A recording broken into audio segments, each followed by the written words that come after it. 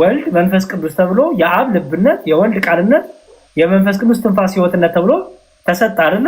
በዚህም የተነሳ እግዚአብሔር አለ፣ እግዚአብሔር ተናጋሪ ነው፣ እግዚአብሔር አዋቂ ነው፣ እግዚአብሔር ዘላለማዊ ነው ብለህ አመናል። እውነት ነው። ስለዚህ በተለየ አካሉ የእግዚአብሔር ቃል አካላዊ ቃል ሎጎስ ሰው በመሆኑ ከአብ ቃልነት ከመንፈስ ቅዱስ ቃልነት ከመንፈስ ቅዱስ ደግሞ ከሕይወትና እስትንፋስነት ይለያል በስጋ በመገለጡ አይለኝም። እሱ ለማ አይደለም ጥያቄ አይለኝም። ስላልተለየ ምን አለ ክርስቶስ? እኔ በአብ አለው። አሁን ጥሩ ምሳሌ ሰጠው። አሁን ትመልስልኛለህ። ወልድ በአብ እኔ አለው ሲል ምን እያለ ነው? ህልው ነኝ እንደማለት ነው። ህልው ነኝ። ህልውናው የወልድ መቼ ነው የጀመረው? ጥንት ማለት ጅማሬ ያለው ሲጀምር ጥንትም ነው። ጥንትም ወልድ ምን ነበረ? የአብ ቃሉ ነበር አይደል? የአብ ቃልነቱ ሰው ስለሆነ የአብ ቃልነቱ ጠፍቷል? አልጠፋም። ስለዚህ ህላዊውን ሲናገር አብ በእኔ አለ እኔ በአብ አለው ሲል አሁን ገባህ አይደል? እኔ በአብ አለው ሲል እኔ የአብ ቃሉ ነኝ እያለ ነው አይደል? የእግዚአብሔር ቃሉ ነኝ እያለ ነው አይደል? ኦኬ። ስለዚህ አሁን ለምሳሌ ወልድ ሲናገር ማነው? አብ ሲናገር በወልድ ቃርነት ነው። ለምሳሌ ሲጠመቅ ማነው? ዮርዳኖስ ላይ ሲጠመቅ የምወደው ልጅ ይሄ ነው ሲል አብ በልብነት ወልድ ነው በቃልነት እንደዛ ነገር ነው ወይስ ምንድን ነው? አልገባኝም። ኦኬ። ቃል ስንል አካላዊ ቃል እያልን ለምሳሌ በመጀመሪያ ቃል ነበረ ሲል ማለት ይመስላል።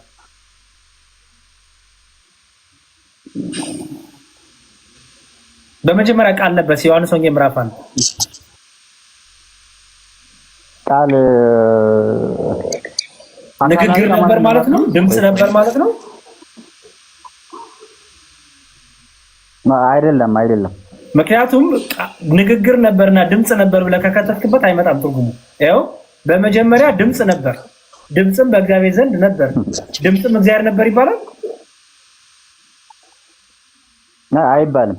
እሺ። በመጀመሪያ ተስፋ ነበር፣ ተስፋም በእግዚአብሔር ዘንድ ነበር፣ ተስፋም እግዚአብሔር ነበር ይባላል? አይባልም። እሺ። በመጀመሪያ ቃል ነበር፣ ቃልም በእግዚአብሔር ዘንድ ነበር፣ ቃልም እግዚአብሔር ነበር ሲል እግዚአብሔር ነበር የሚለው ምንድን ነው የሚያሳየን? እኔነትን ያሳየን? ያ ቃል ዝሩ ቃል ንግግር ሳይሆን አካላዊ ቃል እንደሆነ ያሳየን? ኦኬ። ያሳያል ማለት እኔ የሚል ማለት ነው። ጎበዝ። እኔነት ምክንያቱም እግዚአብሔር ነው ያ ቃል ራሱ። አየው፣ ያ ቃል የተባለው ራሱ ማን ነው? ለምሳሌ ያንተ ቃል ሰው ነው ይባላል? አሁን የምትናገረው ቃል ሰው ነው ይባላል? አይባልም። የእግዚአብሔር ቃል ግን እግዚአብሔር ነው ይባላል። ምን ማለት ይመስላል? የእግዚአብሔር ቃል እግዚአብሔር ነው ከተባለ ምን ማለት ይመስላል? ኦኬ። አካል አለው ማለት ነው። ጎበዝ። አካላዊ ቃል ይባላል ማለት። ለዚህ ነው አየህ፣ ወልድን በተለየ አካሉ አካላዊ ቃል ነው አለ። አየህ፣ አሁን ሶስት አካል አለ ብላ አይደለም የምናምነው? አብ ወልድ መንፈስ ቅዱስ አይደል? አብ ወልድ መንፈስ ቅዱስ። ወልድ አካላዊ ቃል ነው አለ። አካላዊ ቃል ያለው ምንድነው? እዚህ የዮሐንስ ራዕይ ምዕራፍ 19 ቁጥር 13 ላይ በደም የተረጨ ልብስ ለብሷል ስሙም የእግዚአብሔር ቃል ተብሏል ይላል። ስለ ክርስቶስ ሲናገራየው። ስለዚህ ያ በደም የተረጨው ልብስ የለበሰው ያ ቤዛ የሆነው ስሙ ማን ይባላል? ወልደ እግዚአብሔር ወልደ ማርያም ወይም የእግዚአብሔር ቃሉ ይባላል። የእግዚአብሔር ቃሉ ስለሆነ እግዚአብሔር ነው።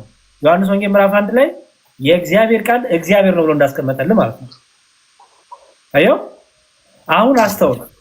ኢየሱስ ክርስቶስ እንዲህ አለ፣ ከሰማይ ከወረደው በቀር ወደ ሰማይ ወጣ ማንም የለም፣ እሱም በሰማይ የሚኖረው የሰው ልጅ ነው አለ። አሁን እቺን ቃል ስማ። አሁን አንዱ በአንዱ ህልው እንደሆነ ላሳይ ፈልጌ ነው። በምድር እያዩት ነው ክርስቶስን። ኦኬ። በምድር ክርስቶስን እያዩት ነው። ግን ምን አለ? ከሰማይ ከወረደው ስለራሱ እየነገራቸው ነው። ከሰማይ ከወረደው በቀር ወደ ሰማይ ወጣ ማንም የለም ማለት። ኦኬ። ወደ ሰማይ ወጡ እኮ አሉ አይደል? ኤርሚ እነ ሄኖክ አሉ፣ እነ ኤልያስ አሉ አይደል? አዎ ግን ከሰማይ ወረዱ ናቸው እነሱ የወረዱ አይደለም የወጡ አይደሉም። ጎበዝ ክርስቶስን ስራው ሲናገር ከሰማይ ወርጃለሁ አለ፣ ወደ ሰማይ ደግሞ እወጣለሁ አለ። መልሶ ግን አለ መሰለህ በሰማይ ደግሞ የሚኖረው አለ። አየው በምድር እያዩት እኮ ነው፣ በሰማይም ግን አለው እያላቸው ነው። አየህ ልክ በሰማይ እርሱ ክርስቶስ ሰው ሲሆን ከአባቱ ከባህሪ አባቱ ከአብ ከባህሪዎቱ ከመንፈስ ቅዱስ በመለኮቱ በስልጣኑ በእውቀቱ በፈቃዱ ተለይቷል። በሰማይ ከስላሴ አካልነቱ አልተለየም። አየህ በምድር በሰው ስጋ ተገልጦ እያዩት ነው፣ በሰማይም ደግሞ እኖራለሁ እያላቸው ነው። አየህ ስለዚህ አብ ከወልድ የተለየበት ዘመን የለም። ወልድ በስጋ ስለተገለጠ አብና መንፈስ ቅዱስ ከወልድ ተለይቶ አያውቁም። ኦኬ ምክንያቱም አንዱ በአንዱ ምን ስለሆነ ህሉ ስለሆነ ኦኬ አንዱ ያለ አንዱ ኤግዚስት ስለማያደርግ ኤግዚስት ማርጎ ስለማያውቅ ምክንያቱም የአብ ቃሉ ፈጣሪ ነው፣ የአብ እስትንፋሱ ህይወት ሰጪ ነው አይደል? ሁሉን የፈጠረው በልጁ ነው አይደል? ኤርሚዬ አረ ይላል እሱማ ይላል። ሁሉን የፈጠረው በልጁ ነው ማለት ሁሉ የተፈጠረው በቃል ነው ማለት ነው አይደል? አዎ ያ ቃሉ ንግግሩ እያነሳው ድምጹ እያነሳው ምን እያለ ማለት ነው አካላዊ ቃል። ምክንያቱም ቃሉ ራሱ ምን ስለሆነ ፈጣሪ አድራጊ እግዚአብሔር ስለሆነ በልጁ ፈጠረ ይላል። አየው ስለዚህ ወልድ ከአብ ቃልነት ሰው በመሆኑ አብ አልተለየውም። መንፈስ ቅዱስ ወልድ በተለየ አካሉ ሰው በመሆኑ ከህይወትነት አልተለየውም። እንዲሁም ቅዱስ ገብርኤልን ሲመሰክር ለድንግል ማርያም ሲነግራት ምን አለ መሰለ እዚያ ሉቃስ ወንጌል ምዕራፍ 1 ላይ እንዲላል ወደ እርሷ እንዴት እንደሚሆን ሲናገር እንዲህ ብሎ ይናገራል። ይሁን መልአኩም እንዲህ አላት ያው መንፈስ ቅዱስ በአንቺ ላይ ይመጣል፣ የልዑል ኃይልን ይጸልልሻል። አየው ደግሞ ካንቺ የሚወርደው ቅዱስ የእግዚአብሔር ልጅ ይባላል አለ። አስተውል መንፈስ ቅዱስ የእግዚአብሔር መንፈስ ወደ አንቺ ይመጣል አለ። አሁን የእግዚአብሔር መንፈስ ወደ እሷ ሲመጣ መንፈስ ቅዱስ ከአብ ተለይቶ ነው ይመጣው? አይደለም። ደግሞ የልዑል ኃይል ደግሞ የአብ ኃይሉ ደግሞ ይጋርድሻል፣ ያከብርሻል፣ ከፍ ያደርግሻል አለና ደግሞ ካንቺ ወልዶስ ማን ማለት ደግሞ የእግዚአብሔር ልጅ አለ። ታየው ኦኬ ስለዚህ በስጋ መገለጡ ከአብና በስጋ ወአብ አልተገለጠ መንፈስ ቅዱስ አልተገለጠ። ለምን? ሶስት አካል ስላለ አይደል? ሶስት ኔባይነት ስላለ አይደል? አዎ ሶስት ኔባይነት ስላለ ሶስት ባህሪ ግን የለም፣ ሶስት ፈቃድ ግን የለም፣ ሶስት እውቀት ግን የለም። ኦኬ ሶስት አካል ሲኖር ግን አንዱ በአንዱ ህሉ ሆኖ ነው። በምን? በቃልነት በእስትንፋስነትና በህይወትነት። ምክንያቱም አንዱ ለአንዱ እስትንፋስ፣ አንዱ ለአንዱ ህይወት፣ አንዱ ለአንዱ እውቀት፣ አንዱ ለአንዱ ቃል ስለሆነ ተለይቶ አያውቅም። አየህ አይደል? በቃ ስለዚህ በስጋ መገለጡ ወልድን ከአብና ከመንፈስ ቅዱስ አይለየውም ማለት ነው። ኦኬ ስለዚህ በቃ ባጭሩ ለመረዳት በምድር ላይ ክርስቶስ ሲመላለስ ታምራትን ሲያደርግ በመለኮት ባህሪ አብም ወልድም መንፈስ ቅዱስም ሆኖ ነው ማለት ነው። አንዲት ባህሪ ነው ያለችው። አንዲት ስልጣን ነው። ያቺ ስልጣን ያቺ ባህሪ የአብ ናት፣ የወልድ የመንፈስ ቅዱስ ናት። ነው ስለዚህ ታምራትን ሲያደርግ ምናምን አብም ወልድም መንፈስ ቅዱስም ነው ማለት ነው አይደል? እንደዛ ነገር አንዲት ስልጣን ወንድም ይኸውልህ አሁን አብ ወልድ መንፈስ ቅዱስ ስንል የአካል ሶስትነት፣ የስም ሶስትነት፣ የግብር ሶስትነትን እያወራ ነው ወንድም። ስለ ስልጣን፣ ስለ እውቀት፣ ስለ አዳኝነት ካወራ ግን ስለ አንድነት ነው የምታወራው ኤርሚዬ። ይኸውልህ ስለ ሶስትነት ስታወራ አንድነትን እንዳትቀላቅል፣ ስለ አንድነት ስታወራ ሶስትነትን እንዳታመጣ። ኦኬ እኛ ኦርቶዶክሳውያን ጥንቁቆች ነን። ስለ ሶስትነት ስናወራ አንድነትን አንጨ ለምሳሌ ሶስትነት እያወራ ባህሪ አታነሳም። አየው እውቀት፣ ፈቃድ፣ ስልጣን፣ ኃያልነት፣ ገዥነት ሶስትነት ውስጥ አታነሳም። ለምሳሌ እኔና አብ አንድ ነን ሲል ክርስቶስ እኔና አብ አንድ ነን። እኔና አብ በሚለው ውስጥ ስንት ነው? ይሄ አንድነት ነው ሁለትነት? አሚን አንድነት ነው ወይ ሶስትነት? እኔና አብ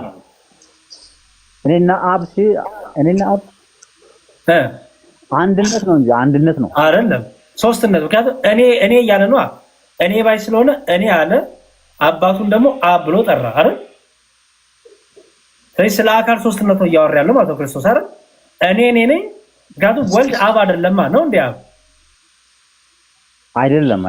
አሁን ኦንሊ ጂሰሶች እነዚህ የኦንሊ ጂሰስ የሚባሉት ጨፍልቀው አብ ወልድ ነው መንፈስ ቅዱስ ይላሉ አይደል? እኛ እንደዚህ አናምንም። እኛ ወልድ አብ አይደለም፣ አብ ወልድ አይደለም። ስለዚህ ክርስቶስ ምን አለ? እኔ ብሎ ራሱን እኔ አለ።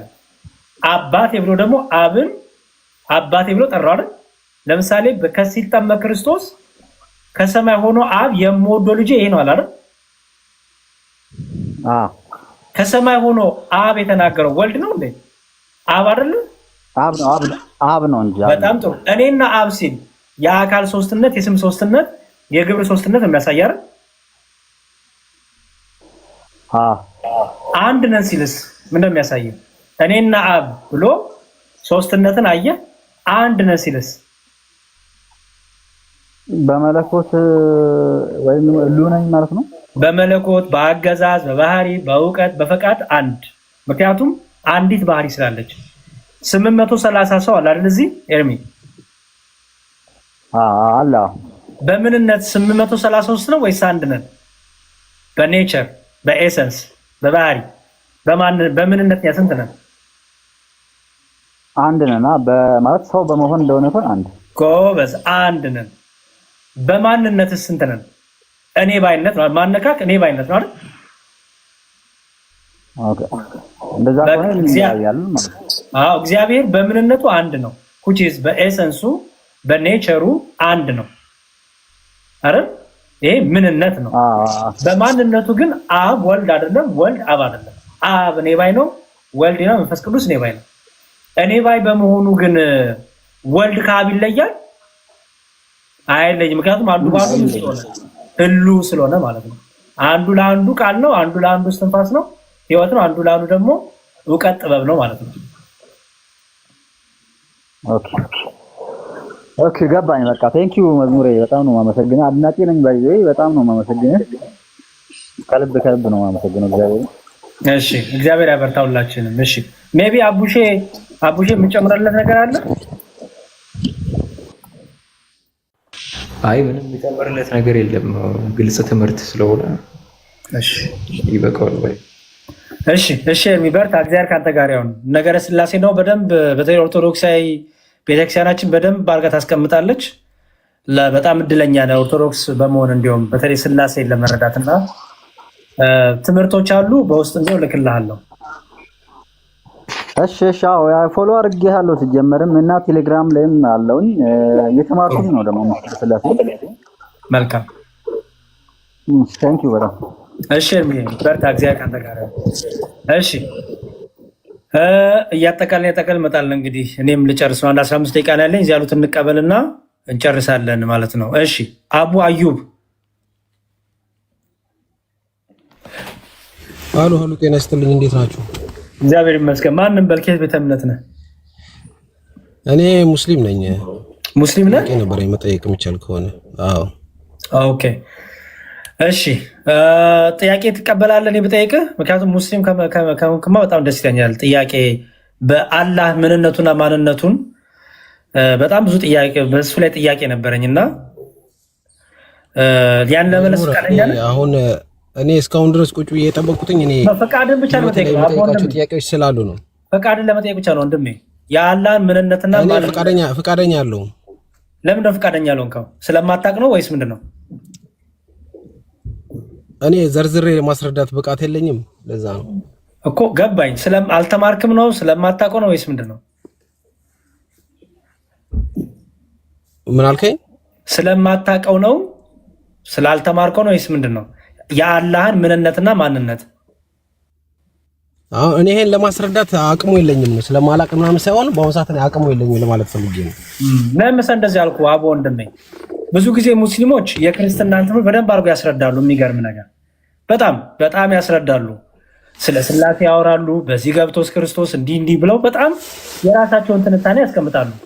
ስለ ራሳቸው ግን ተንትኑ ስትላቸው ግን ስለሚያመልኩት አምላክ ተንትኑ አውሩ ስትላቸው ግን ዩዥዋሊ እንዳንተ አይነት ማይሰጣሉ። እኔ ዝግጁ አይደለሁም፣ እኔ በቂ አይደለሁም፣ እኔ እንዴ እና በጣም ግራ ስለሚገባኝ ነው የክርስትናን ትምህርት እንደዚህ አድርጎ ማስረዳት የቻለ ሰው ያው ትክክል ባያስረዱም ግን ይሄን ጊዜ ወስዳችሁ ክርስትናው እንደዚህ መናገር ከቻላችሁ የራስን እምነት ሲሆንማ ምንኛ እንዴት አትናገረውም? አሁን ቅድም አይተናል። አቡ ከቅድም ጀምሮ ጥያቄ ስንጠይቅ የራሳችንን እምነት በደንብ ነው የምናስረዳው፣ በደንብ ምክንያቱም የሆነ ሰባኪ ስለሆንን አይደለም፣ የእኔን እምነት ስለማውቀው የማመልከውን ነገር ከዛ አንጻር ነው። ጠይቀኝ፣ ችግር የለውም እንመልስላለን። ጠይቅ።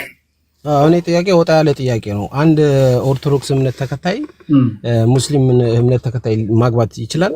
አይችልም። ኦኬ እሺ። እነዚህ ሰዎች ባለማወቅ አብረው ኖሩ፣ ልጆች ወለዱ። ባለማወቅ የሚለውን ዲፋይን አድርገው። ምን ማለት ነው ባለማወቅ? ባለማወቅ ማለት በቃ ተሳስተው ገብተውበታል። ተሳስተው ማለት አልገባኝም። ወይ እሱ ሙስሊም አረጋታለሁ ብሎ አስበዋል፣ ወይ እሷ ኦርቶዶክስ አረጋዋለሁ ብላ አስባ ገቡበት። ተሳስተው አይደለም አሁን ልጆች መኖር የሚችሉት ተሳስተው አትበላ። ታዲያ አቡዬ ወንድሜ ሆን ብለው ነው የገቡት እኮ። እሺ ሆን ብለው ገቡበት። እሺ ኦኬ እሺ ሆን ብለው ገቡ። ጥሩ። ከዛስ? እና ከዛ በኋላ ደግሞ እነዚህ ሰዎች በምን አይነት ሁኔታ ነው ሊጋቡ የሚችሉት? ሊጋቡ የሚችሉት ማለት በክርስትናው ቃል ኪዳን ሊያስሩ የሚችሉበት እኮ። የት ሄደው? ማዘጋጃ ቤት ሄደው ነው የምትለኝ? መስጊድ ሄደው ነው የምትለኝ? ቤተክርስቲያን የት ነው የምትለኝ? አይደለም እኔ ማዘጋጃ ቤት ምናምን መስጊድ ምናምን ሳይሆን እንዴት ነው ሊጋቡ የሚችሉት በክርስትና አስተምሮት እኮ። ስለዚህ ወደ ክርስትና መጥተው ቢጋቡ ነው የምትለኝ አይደል? እሱ ክርስቲያን አልሆነም ለምሳሌ እኮ ገባኝ። ግን ወደ ክርስትና ወደ ቤተ እሱም በሃይማኖቱ ነው እሷም በሃይማኖቷ ነው። ገባኝ እኮ ወንድሜ። እነዚህ ሰዎች እሷም በሃይማኖት አንቺም በሃይማኖትሽ አይጠበንም ቤት የሚለው የቴዲ አፍሮ ዘፈን ይወዳሉ ማለት ነው። እነዚህ ሰዎች ወደ ቤተክርስቲያን መጥተው ትዳር ቢፈጽሙ እንዴት ነው አይደለ ሐሳብ? አዎ ተቀባይነት አላቸው? በጣም ጥሩ። የላቸውም። ምክንያቱም ይኸውልህ በቤተክርስቲያናችን አስተምሮ ለምሳሌ እኔ አግብቻለሁ በቅርቡ ሳገባ እኔ ኦርቶዶክሳዊ ሚስት ነው ያገባሁት። ምክንያቱም ቅዳሴ ይቀደሳል፣ ቁርባን ይቆርባሉ። እንደዚህ ከሚስጥራት ከነገረ ድነት ጋር የተያያዙ የሚፈጸሙ ነገሮች አሉ። ይሄ ደግሞ የሚደረገው ላመኑ ሰዎች ነው የሚደረገው። ላመኑ ለተረዱ አምኛለሁ ላሉ። ስለዚህ እነዚህ ሰዎች በቤተ ክርስቲያን መጥተው ጋብቻ መፈጸም አይችሉም። ምክንያቱም በቤተ ክርስቲያን እንደዚህ አይነት ጋብቻ የለም። በማዘጋጃ ቤት እንደዚህ ያደርጋሉ። እሱ አይመለከተንም። ወደ ቤተክርስቲያን ከመጣ ግን ቤተክርስቲያን አንተን የምጠይቅ ጥያቄ አለ። አንደኛ ከጋብቻው በፊት የቀኖና ጊዜ የሚባል አለ። የቀኖና ጊዜ ማለት መሰለህ ንስሐ የምትገባበት፣ ስለ ጋብቻ የምትማርበት፣ ኦርቶዶክሳዊ ቤተክርስቲያናዊ ጋብቻን ክርስቲያኖች እንዴት መፈጸም እንዳለባቸው የሚማሩበት፣ በጋብቻ ውስጥ የሚገኘውን ጸጋ እግዚአብሔር፣ ስለ ቅዱስ ጋብቻ፣ ስለ ክቡር ስጋው፣ ስለ ክቡር ደሙ፣ ስለ እነዚህ ሁሉ ስለ ቅዱስ ጋብቻ ትማራለህ። ይሄን ሳትማር ወደ ጋብቻ አትመጣም። ይሄን ደግሞ የሚማሩ ሰዎች አምኛለሁ፣ ክርስትናን ተረድቻለሁ፣ እኔ ክርስቲያን ነኝ ያሉ ናቸው እንጂ የተለያየ ቤተ እምነት ያላቸው ሰዎች ኦርቶዶክሳዊ ጋብቻ አይፈጽሙም። ክልክል ነው። እሺ አሁን እነዚህ ሰዎች ገብቶኛል አልከው። እነዚህ ሰዎች እሺ በማዘጋጃ ተጋቡ እንበል፣ በፈጣሪ ዘንድ ተቀባይነት አለው ቃል ኪዳናቸው ወይስ የለውም? እሺ በማዘጋጃ ቤት የሚደባጭሩ ልንገርህ፣ በማዘጋጃ ቤት የሚደረጉት ጋብቻዎች ቅዱስ ጋብቻ አይባሉ። ባጭሩ እኛ ጋብቻ አለ፣ ቅዱስ ጋብቻ ደግሞ አለ። ጋብቻ የምትለው በየመንደሩ፣ በየሰፈሩ፣ በየማዘጋጃ ቤቱ በተለያየ መልኩ ይኖራል። እሱ በቃ ለዓለም እንደሚጠራው ጋብቻ ነው። ቅዱስ ጋብቻ ግን ይባላል። ቅዱስ ጋብቻ ማለት መሰለ ቅዱስ የሚያሰኘው በመንፈሳዊ ስነ ስርዓት፣ በጸሎት፣ በዝማሬ፣ በቁርባን በቤተክርስቲያን የሚደረግ ስለሆነ ይሄ ቅዱስ ጋብቻ ይባላል። ስለዚህ በማዘጋጃ ቤት የሚደረገው ቅዱስ ጋብቻ አይባልም፣ ቤተክርስቲያናዊ ጋብቻም አይባልም። ግን ይሁን ለምን አለ መሰለ፣ ለምሳሌ ሰዎች በማዘጋጃ ቤት ተጋቡ። ከዛ ከሆነ ጊዜ በኋላ ግን ይሄ ነገር ትክክል አይደለም፣ ተማሩ፣ ስለ ቅዱስ ጋብቻ ትምህርት ተማሩ፣ ይሄ ነገር ትክክል አይደለም፣ ስለዚህ ጋብቻችን እናስባርክ፣ ቅዱስ እናድርገው ካሉ ወደ ቤተክርስቲያን መጥተው ቁርባን ተቀብለው ጋብቻቸውን ቅዱስ አድርገው የተባረከ ትዳር አድርገው እግዚአብሔር ደስ የሚሰኝበት አድርገው ህይወታቸውን ማስባረክ ይችላሉ። በማዘጋጃ ቤት የሚደረገው ትዳር ግን ቅዱስ ጋብቻ አይባልም።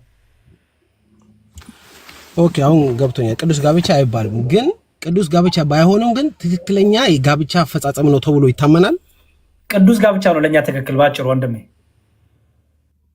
ምክንያቱም የምታወራኝ ስለ ቤተክርስቲያን ነው የምታወራኝ። ይኸውልህ አቦ ወንድሜ ስማኝ፣ ስለ ቤተክርስቲያን ስታወራኝ ቤተክርስቲያን የራሷ የሆነ ጋብቻ አላት። ተክሊል ተብሎ ቅዱስ ጋብቻ ተብሎ ሚስጥረ ተክሊል ተብሎ የሰርግ ጋብቻ ለልጆች አዘጋጀችው መንፈሳዊ የሆነ ቅዱስ የሆነ ጋብቻ አለ። በውጭ የማታገኘው በመዘጋጃ ቤት የማታገኘው የማይደረግ በቤተክርስቲያን ብቻ የሚፈጸም። ኦኬ ለምሳሌ አሁን የክርስቲያን ልጅ ይጠመቃል አይደለ ወንድሜ አቡ? ትክክል።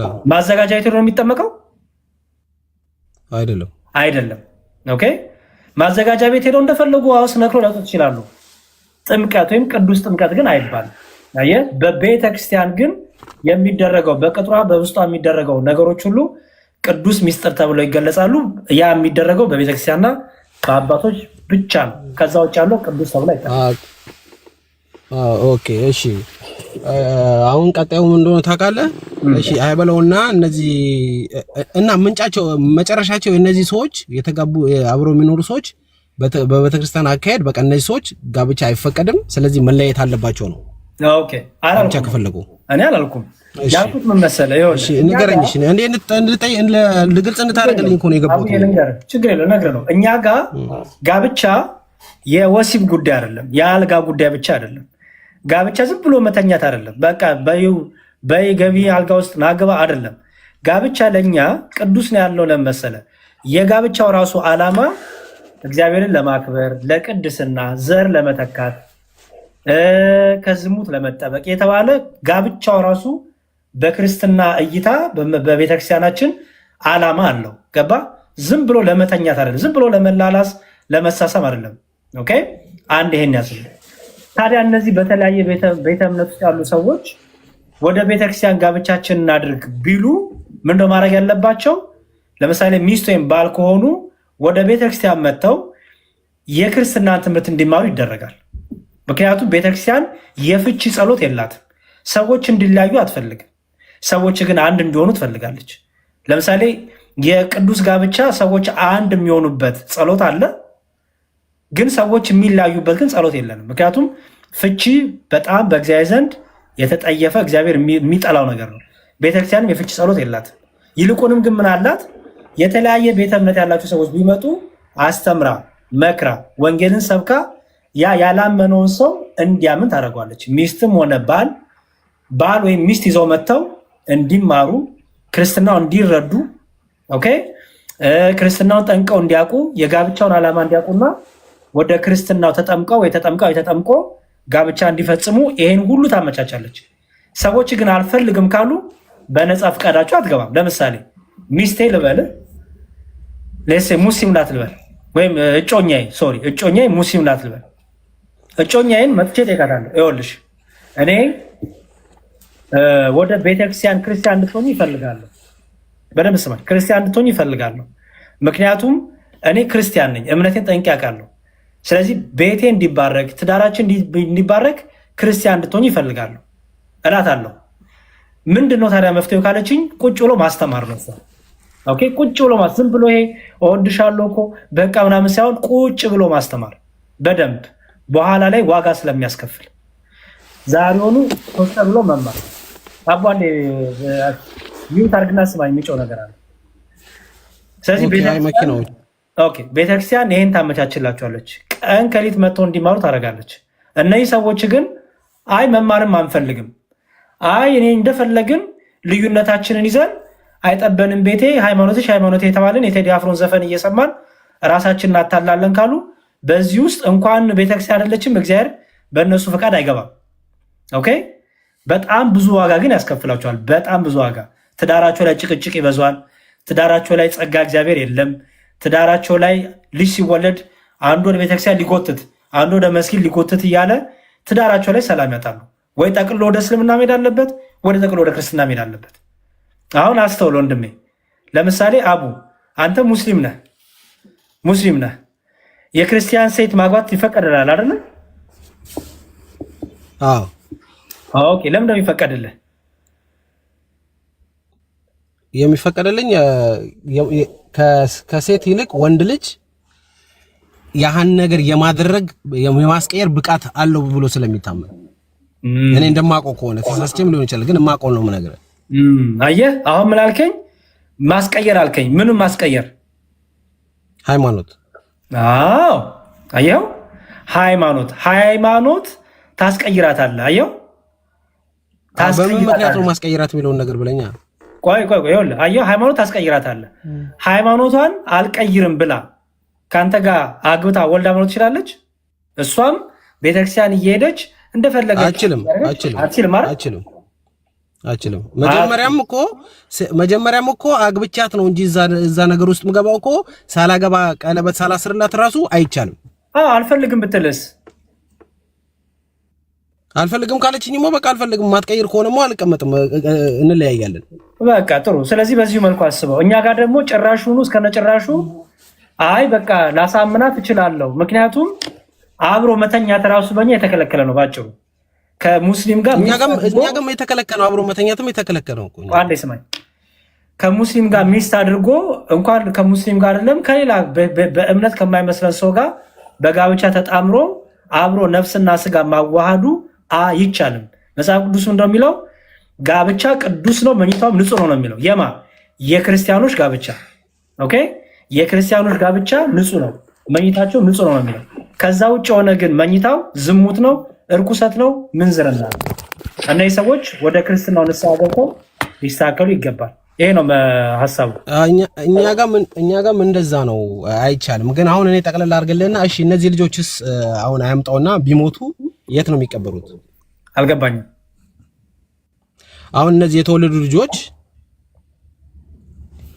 ቢሞቱ የት ነው የሚቀበሩት? እስልምና በክርስትና አስተምሮት በተክርስቲያን ሊቀበሉ ይችላል? አልገባኝም። ጥያቄ ገብተዋል? ተጠምቀዋል? አልተጠመቁም። እሺ፣ ሙስሊም ሆነዋል? እነዚህ ልጆች አልተጠመቁም። ሙስሊም ሆነዋል ነው ያልኩህ። ሙስሊም አይደሉም፣ ክርስቲያኑ ማለት ነው። አልተረጋገጠም። በእስልምና አስተምሮ እኮ አንድ ልጅ ሲወለድ እኮ ሙስሊም ነው ብለኛል። አሁን እኮ ጠየቀኝ እኮ ተጠምቋል አልከኝ። አልተጠመቁም ካልኩ እኮ ገባኝ። ሙስሊም ነው እያልከኝ ነው ወይ? አቡ ቆይ ስማኝ፣ ሙስሊም ነው እያልከኝ ነው አይደል? ምክንያቱም በእስልምናው አንድ ሰው ሲወለድ ሙስሊም ነው ብላችሁ የምታስቡት አይደል? ትክክል አይደል? አዎ ትክክል። ስለዚህ ልጁ ሙስሊም ነው? አዎ። እሺ ልጁ ሙስሊም ነው አልክ አይደል? እሺ እናንተ ጋር ይቀበራል? ከክርስቲያን ሚስት ጋር የወለድከው ልጅ ይቀበራል እናንተ ጋር? አዎ ሙስሊም ስለሆነ ይቀበራል። ከክርስቲያን ሚስት የወለድከው? ቅድም እኮ እስከነጭራሹ ከክርስቲያን ሚስት ጋር እኮ አንወልድም፣ ከክርስቲያን ሚስት ጋር እስከነጭራሹ አንተኛም እኮ ብለኝ ነበረ። ሳናገን ትንሳነን ኒካ ሳታስር መተኛት አትችልም። ግን ኒካ አስረህ ሳተኛ ታዲያ መውለድ ትችላለህ። ትዳርም ኒካ የምታስርላት ክርስቲያኑን አይደል? ኒካ አሰርኩላት ያልከኝ ትክክል እኮ። ስለዚህ ክርስቲያኑን እኮ ነው ኒካ እንትን የጋብቻ ግንኙነት ያደረከው። ትክክል ግን ኒካ አስሬያለሁ በሸሪዓው፣ በትክክለኛ በሸሪዓው በህጉ መሰረት ኒካ አስሬያለሁ። ኖ እሷ ክርስቲያን ናት። ቅድም እኮ ክርስቲያን ሳትሆን ነው ኒካ ማሰር የፈቀደው እኮ ብለኝ ነበር። አዎ ከኔም እኮ እያልኩ እኮ ነው። ክርስቲያን ነች፣ ኒካ ማሰር ይፈቀዳል። እሷ ፈቃደኛ ስለሆነች ኒካ ማሰር ይፈቀዳል። ከእሷ የሚወለደው የክርስቲያን ልጅ የት ነው የሚወለደው? የት ነው የሚቀበረው? በእናንተ በእኛሞ መስጊድ ነው የሚቀበረው። በእስልምና ሃይማኖት ነው የሚቀበረው። ተሰግዶበት ይቀበራል። በእስልምና ሃይማኖት የሚቀበረው? ኦኬ ጥሩ። ስለዚህ የክርስቲያን ልጅ ሙስሊም ጋር ይቀበራል ማለት ነው። የክርስቲያን ልጅ ሙስሊሞች ጋር ይቀበራል። የአንድ አባትየው ሙስሊም ነው። አባትየው ሙስሊም ነው፣ እሱም ሙስሊም ነው ብሎ ስለሚያምን ይቀበራል። የሴቷ እምነት አይቆጠርም። አሁን መዝሙር ወደ እኔ አታምጣው። እኔ እኮ ያንተን ግልጽ እንድታደርግልኝ እኮ ነው። ያንተን እንዳውቀው ፈልጌ ነው እኔ። ምክንያቱም የኔን ስጠይቀኝ እኮ ያንተንም ስታንድ ማወቅ ፈልጌ ነው። የኔን እኮ ነገርኩህ እኮ። ኦኬ አልነገርከኝም። የልጅቷ ሃይማኖቷ እምነቷ አይቆጠርም ወይስ ይቆጠራል? የሴቷ ይቆጠራል። መጀመሪያው ተቆጥሮ እኮ ነው ተቆጠረማ። የካፊር ልጅ ነው ያገባ የወለደችው እኮ ካፊር እኮ ናት እሷ በእናንተ። እሱ በካፊርነቱ ያ ሰውዬ ያደረገው ነገር ይጠይቅበታል እንጂ ልጆቹ ላይ የሚደርሰው ነገር ምንም ነገር የለም ማለት። በእስልምናው እንደዛ አይደለም ወንድሜ። ማን ነው እንደዛ ያለው? እስቲ ምኑ ነው እንደዛ አይደለም ማለት? በእስልምናው እኔ ነኝ እንጂ የምጠየቅበት። በእስልምናው የኛና በአንድ ሰው ኃጢአት ሌላው አይጠየቅም። እሱን አታውቅም እንዴ እንደሚጠየቅ? በአንድ ሰው አይጠየቅም። ላሳይሃ። እኔ ሰምቼ ማላቅም አይጠየቅም። በራሴ በሰራው ኃጢአት ራሴ እጠየቃለሁ እንጂ ማንንም በሰራው ማንንም አይጠየቅም። ላሳይህ አንዴ። አሳይ። እንዲያውም ጭራሽ እኮ እኛ ነን እኮ የእናንተን ኃጢአት የምንሸከመው። እሱ አውቀዋለሁ። አሁን አዲሱ ልትነግረኝ ነው። አውቀዋለሁ። ታዲያ ለምንድን ነው መጨረሻ ላይ ይሁዳዎቹ ምናምን እንደዚህ ይገባሉ የሚለውን ነገር ነው አዲስ። የእናንተን ኃጢአት ለምንድን ነው የምንሸከመው? ንገረኝ። ማንም አይሸከምም። ላሳይህ። ጥሩ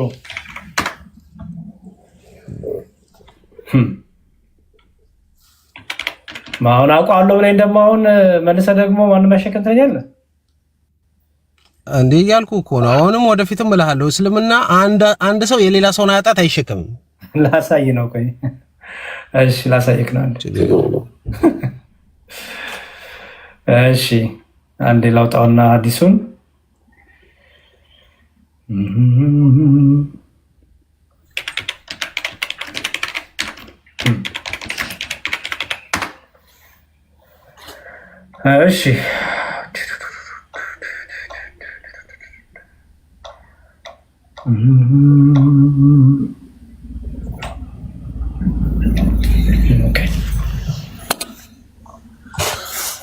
እሺ ፍሊፕ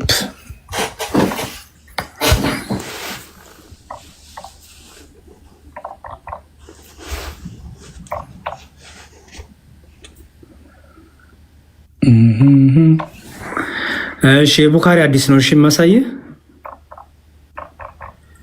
ኦኬ እስልምና ላይ ካወራሁ ስንት ጊዜ አንተ መታወን ዛሬ አስታወስከኝ። ምን ሆናል አንተ ግን? በጣም አሪፍ ነው ያደረኩት። አንድ ሰውዬም ኮሜንት ሲጽፍልህ ነበር፣ እንደዚህ ታስተምር ነበር ቀጥልበት ሲል ነበር። በዛውም ለሰውየውም ይሆናል ለሰውየውም ይሆናል። እሺ አይ ቅድም ሳነብ ነበር አንድ ኮሜንት። ጠፋ እያለ ጠፋ እያለ እስልምና ስታስተምር ነበር አሪፍ ነበር ምናምን ሲል ለሱ ኦኬ እሺ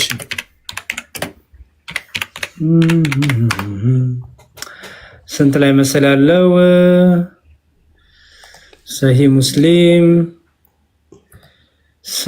ሙስሊም ነው ቡኻሪ ላይ ነው ያለው። ከዛ ትፈታልኛለህ እንግዲህ አንተ አይደለም ብለሃል። እሺ ይሁን እናገኘት on the day of resurrection narrated Ibn Abbas without on the day of resurrection ጎበዝ። ስለዚህ ደኢፍ ነው ሰሂህ ነው ብሎ የሚያወጣው ማን ነው? ዑላማዎች አይደለ? ኡስታዞች ዑላማዎች አይደሉ? ለምሳሌ አንድ ሰው ሰሂህ የሆነን ኮመንታሪ ወይም ሐዲስ አልቀበልም ቢል ታስረዷል አይደለ? ትክክል። አልቀበልም ያለበት ምንድን ነው? የእውቀት ማነስ ነው? አለማወቅ ነው? ወይስ እስከነጭራሹ በቃ አመፀኝነት፣ ትዕቢተኝነት ነው? ለምሳሌ በቃ ትክክለኛ ቢሆንም እኔ አልቀበልም ቢል ይሄ ሰው ሙስሊም ይባላል?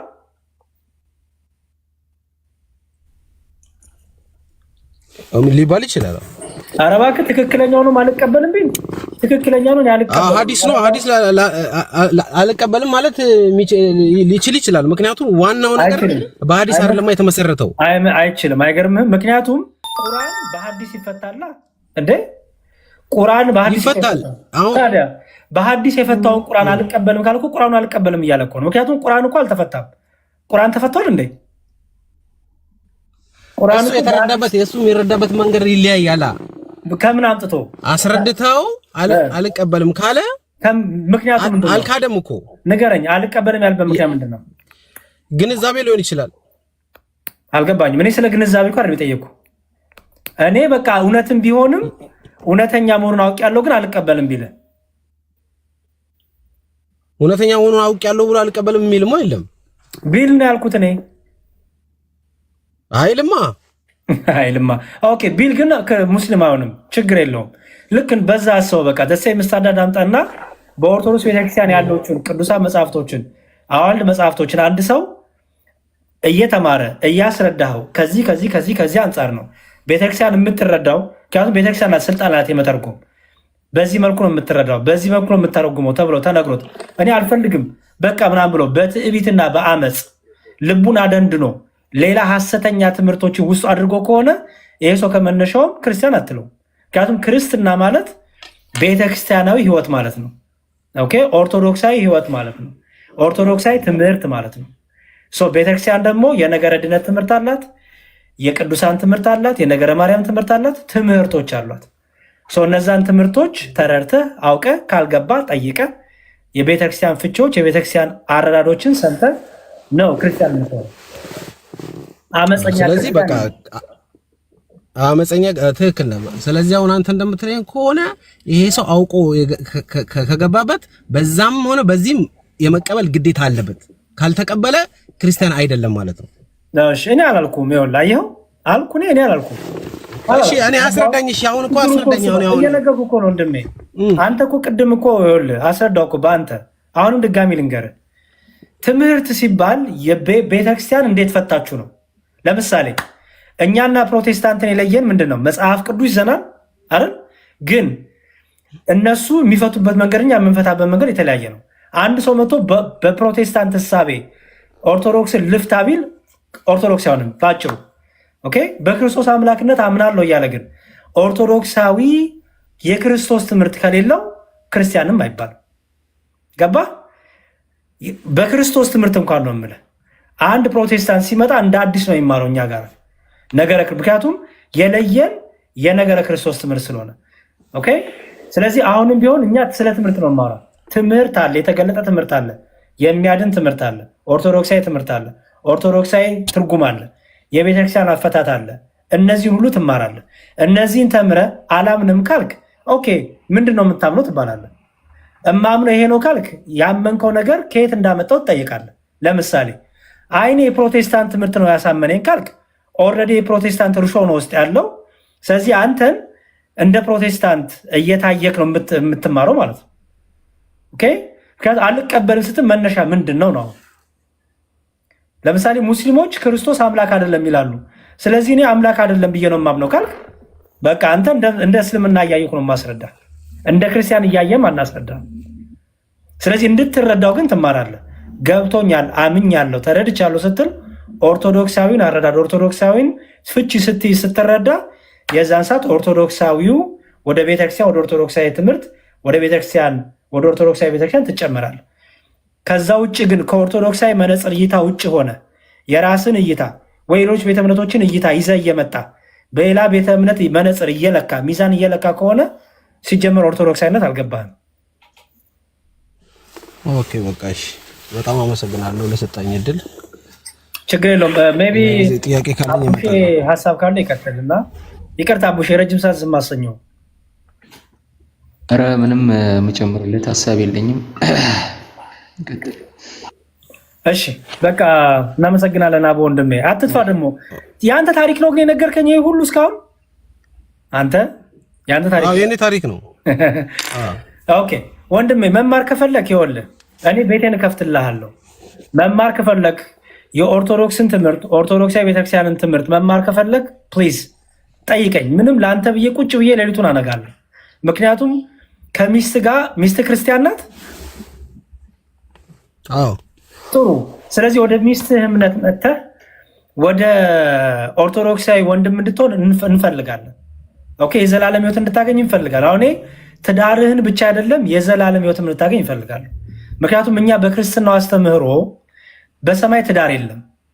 በሰማይ ከሚስቴ ጋር ተኝቼ ከሚስቴ ጋር ወጥቼ ወርጄ የምትለው ነገር የለም። በምድር ላይ ነው ይሄን የምታደርገው። በምድር ላይ የምታደርገው ትዳር ቅድስናና ከእግዚአብሔር ጋር ያልሆነ ትዳር ከሆነ ዋጋ ያስከፍላል፣ በሰማይም ህይወት ያሳጣል። ስለዚህ የዘላለም ህይወት እንድታገኝ ስለምንፈልግ ክርስትና ላይ ያለን ጥያቄ ጠቅላላ ይዘናል።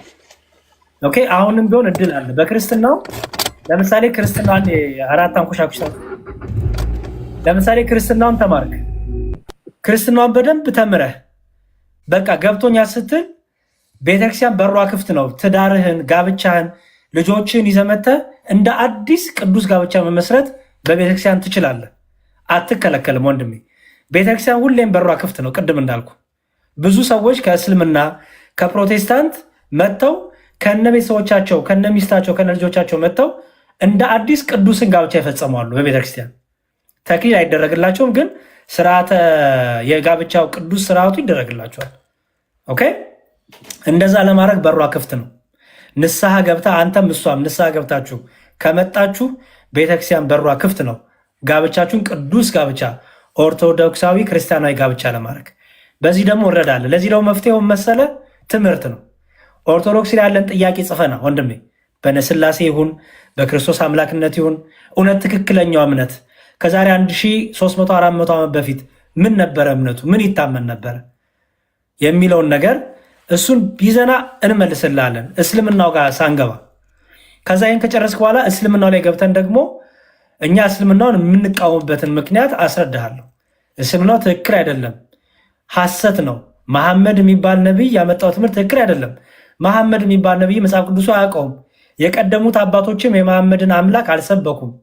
እነ ሙሴ እነ አብርሃም እነ ይስሐቅ ይህን አልሰበኩም የምንልበትን ሁሉ ለእንትኖች አርጉመንቶች እናሳያለን። መጀመሪያ ክርስትናው እንድትማር እናመቻችልን። ያው ፎሎ ላርግህ፣ ጥያቄዎች ካሉ ንገረኝ።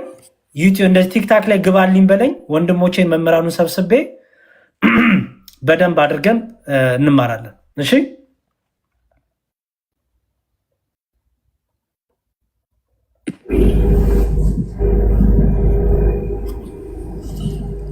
ይሰማል? አዎ ተስማማ። ኦኬ ችግር የለውም።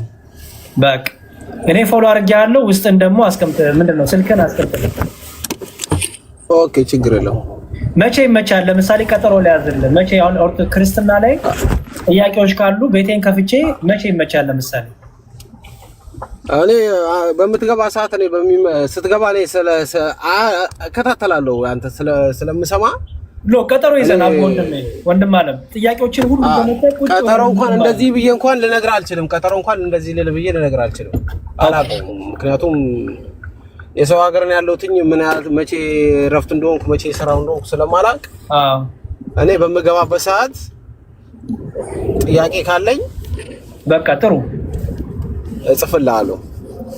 እሺ አቡዬ ወንድሜ በቃ ይዘናና ጥያቄዎችን ሁሉ ይዘናና አንተንም ትዳርህንም እንግዲህ እናድንልሃለን እግዚአብሔር ቢፈቅድ።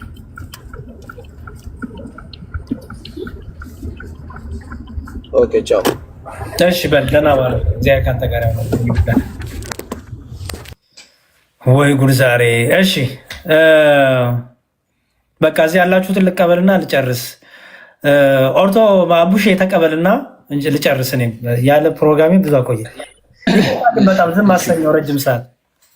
ችግር የለውም። አበበ ጥያቄ ሲጠይቅ የነበር ኮመንት ላይ ጥያቄህን አቅርብና። እሺ እሰማለሁ። ትሰማለህ? እሺ ኦርቶዶክስ ቅድም ስለ ሚስጥረ ስላሴ ስታብራራ በጣም ግልጽ ሆኖልኝ ስለነበር ነው እኔንም ጥያቄ ኮመንት ላይ ጻፍኩልህ። እንትን እቺ ሚስጥረ ስላሴ ላይ ይሄ የግብር ሶስትነት ላይ መወለድና መስረጽን ከመወለድ ላይ ይቺ መረዳት ከበደኝና ትንሽ ብትረዳኝ ብዬ ነው እንዴ። እሺ መልካም። ያሬዶ ልቀጥል? ትቀጥላለህ?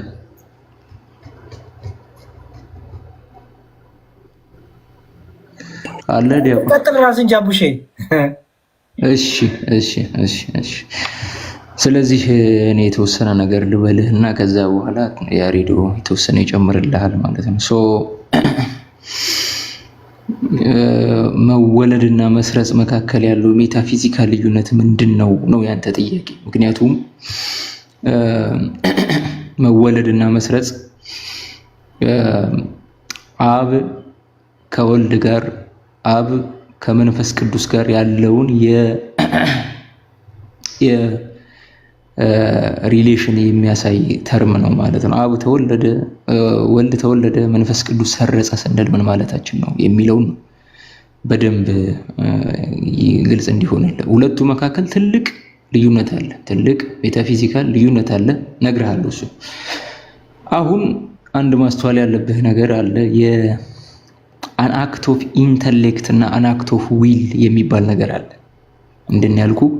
አን አክት ኦፍ ኢንተሌክት አእምራዊ ግብር እና ፈቃዳዊ ግብር የሚባል ነገር አለ። አን አክት ኦፍ ዊል፣ አን አክት ኦፍ ኢንተሌክት። አንተ አዋቂ ስትሆን፣ ስትመረምር፣ ስታስብ አን አክት ኦፍ ኢንተሌክት ነው የሚባለው። አእምሯዊ ነገር ነው። አን አክት ኦፍ ዊል የሚሆኑ ደግሞ ስታፈቅር፣ ስትጠላ፣ እነዚህ ነገሮች ምንድን ነው የሚባሉት? አን አክት ኦፍ ዊል ነው የሚባሉት። መጽሐፍ ቅዱሳዊ ላድርግልህ። ምንድን ነው በጣም በተደጋጋሚ ክርስቶስ የእግዚአብሔር ቃል ተብሎ ተጠርቷል። ለምሳሌ በመጀመሪያው ቃል ነበር፣ ቃልም በእግዚአብሔር ዘንድ ነበር፣ ቃልም እግዚአብሔር ነበር ብሎ ይናገራል። ራዕይ ዮሐንስ ምዕራፍ 19 ከቁጥር 24 ላይ በደም የተነከረ ልብስ ለብሷል፣ ስሙም የእግዚአብሔር ቃል ተብሏል ተብሎ ይነገራል። አንደኛ ቆሮንቶስ ምዕራፍ 1 ቁጥር 24 ላይ እርሱ ለተጠሩት ግን ለአይሁዶችም ለግሪኮችም ክርስቶስ የእግዚአብሔር ጥበብና የእግዚአብሔር ኃይል ነው፣ the wisdom of God ተብሎ ተጠርቷል። ዊዝደም ማለት ምን ማለት ነው አበበ?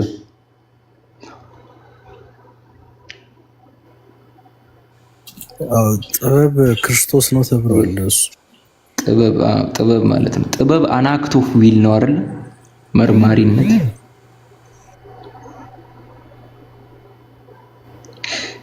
መርማሪነት አን አክት ኦፍ ኢንተሌክት ነው አይደል?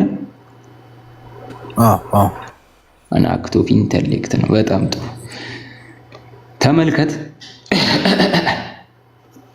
ፕሮሴሽን መስረጽ የሚባለው ግን ከዚህ ይለያል። አባቶቻችን ሲያስረዱ ለምሳሌ ግሪጎሪ ኦፍ ኒሳ ሲያስረዳ አንድ ሰው ይላል ሰውን ሲያፈቅር ፍቅር ከውስጡ ምን ሆነ ነው የሚባለው ይላል? መነጨ ነው የሚባለው።